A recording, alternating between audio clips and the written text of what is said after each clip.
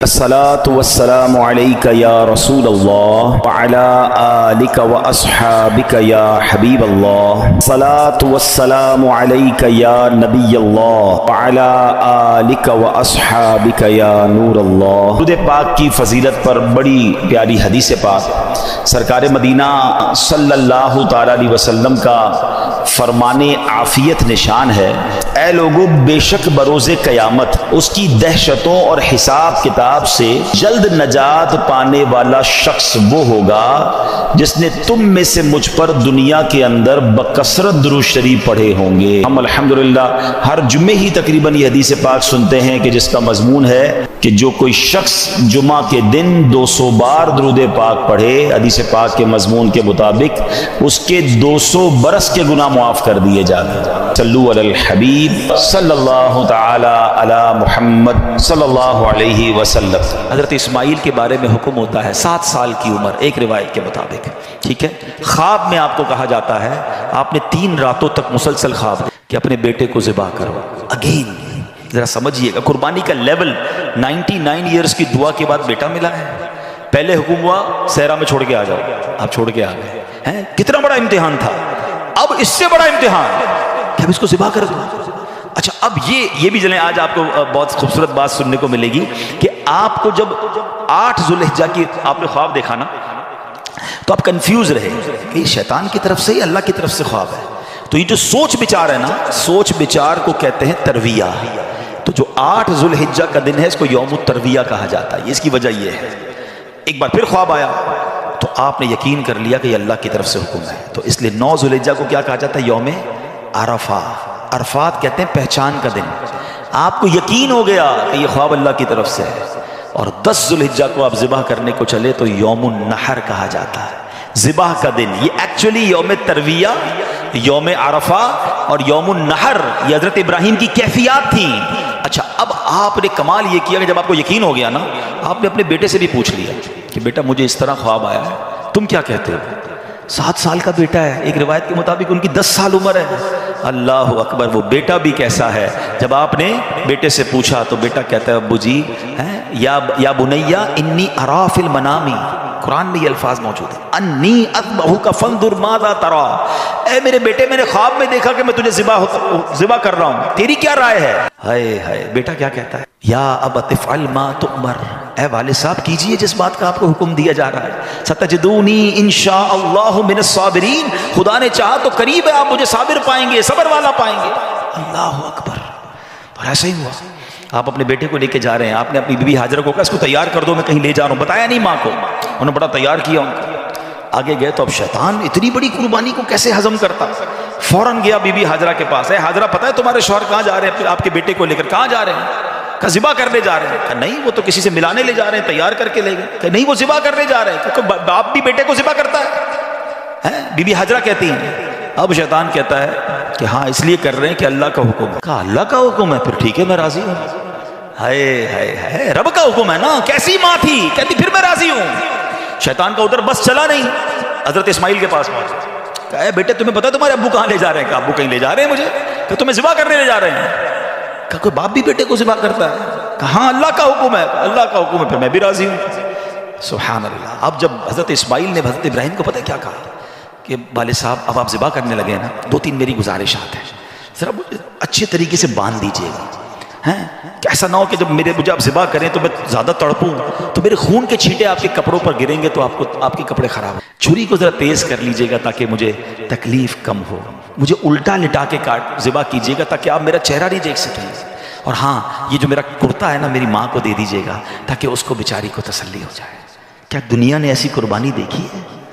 ناظرین، عید کا شاندار تحفہ آپ کو دینے جا رہا ہوں. ایک بڑا ہی مختصر، بہت شارٹ وظیفہ ہے مگر کمال کا اجر ہے. عید کا دن بھی نیکیوں میں گزاریے.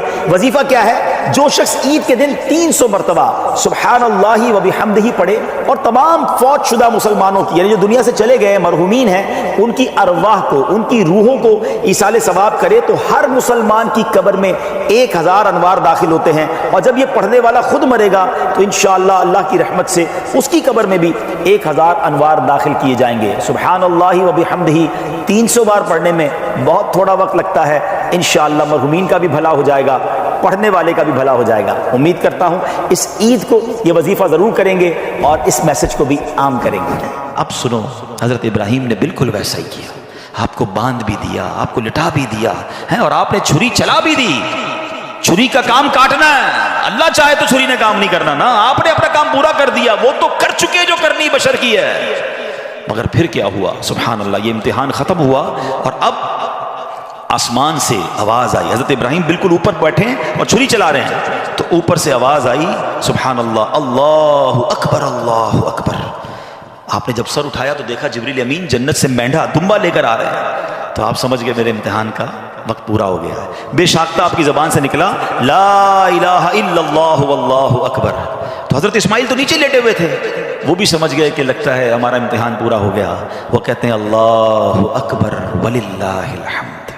یہ جو عید والے دن تسبیح پڑھتے ہیں نا، کیا یونیک تسبیح ہے، کیا یونیک تکبیر ہے، کن تین شخصیتوں کی زبان سے نکلا ہے۔ پہلا پارٹ حضرت جبریل کی آواز میں is the middle part of that تکبیر حضرت ابراہیم نے ادا کیا ہے، اور آخری حصہ ہے حضرت اسماعیل کی زبانی۔ ذرا سوچو تو صحیح کیسا منظر ہوگا، ذرا مل کے تکبیر پڑھیں اور اس منظر کو یاد کریں۔ اللہ اکبر، اللہ اکبر، لا الہ الا اللہ واللہ اکبر، اللہ اکبر وللہ الحمد، اللہ اکبر، اللہ اکبر، لا الہ الا اللہ واللہ اکبر، اللہ اکبر وللہ الحمد۔ ہمارے بچے، ہماری فیملی قربانی کو ہم نے فیسٹیول بنا دیا ہے، گائے آ رہے ہیں، بکرے آ رہے ہیں، انجوائے ہو رہا ہے، گھوم آ رہے ہیں، پھر آ رہے ہیں، اور پھر باربیکیو پارٹیاں۔ کبھی تو یاد کرو یار، کیا ہوا تھا، یہ کیوں کر رہے ہیں قربانی، یہ کیسی قربانی کی داستان ہے، کب بتائیں گے ہم، کب اس کو سوچے تو صحیح۔ ہمیں خدا کی قسم ایک بار ان کو ہمیں زندگی میں اگر ہمیں بھی یہ کہہ دیا جائے کہ چلو ہر سال نہیں، زندگی میں ایک بار آپ بھی اپنا ایک بچہ ذبح کرو، کیا حال ہوگا؟ کتنی بڑی آسانی، بکرے کاٹو، گائیں کاٹو، خود ہی کھاؤ، انجوائے کرو۔ شریعت نے کتنا آسانی کر دی ہم پر، لیکن اس قربانی کو تو یاد کریں نا۔ اور پھر اس سے سیکھنے کو کیا ملا کہ یہ وہ لوگ تھے کہ جن کی ان واقعات کو پڑھ کر کبھی تو احساس ہو یار کہ کبھی مال کی قربانی دینی پڑے تو میں حاضر، کبھی وقت کی قربانی دینی پڑے تو میں حاضر، کبھی اپنی خواہشات کی، اپنی ڈیزائرز کی قربانی دینی پڑے تو میں اللہ کے لیے دوں گا۔ اور اللہ وہ دن لائے جب جان کی قربانی دینی پڑے، تب بھی اب پیچھے نہ ہٹے کہ یا اللہ جان بھی تیری ہے، تو نے تو دی نا جان، اے اللہ میں راضی۔ بھائی میری نظروں سے اوجھل ہو گئے، سبحان اللہ سبحان اللہ۔ دو بڑی اہم باتیں پتہ چل رہی ہیں اس سے۔ ایک تو کسی غریب کی مدد کرنا، ہمیں نہیں معلوم کہ ہم کسی کی مدد کر رہے ہیں، اس کے دل سے کیسی دعا نکل رہی ہے، اس کے دل میں کیسی راحت پہنچ رہی ہے، اور ہمارے نہ جانے کتنے گناہ معاف ہو جائیں، اللہ کی رضا حاصل ہو جائے، جنت مل جائے۔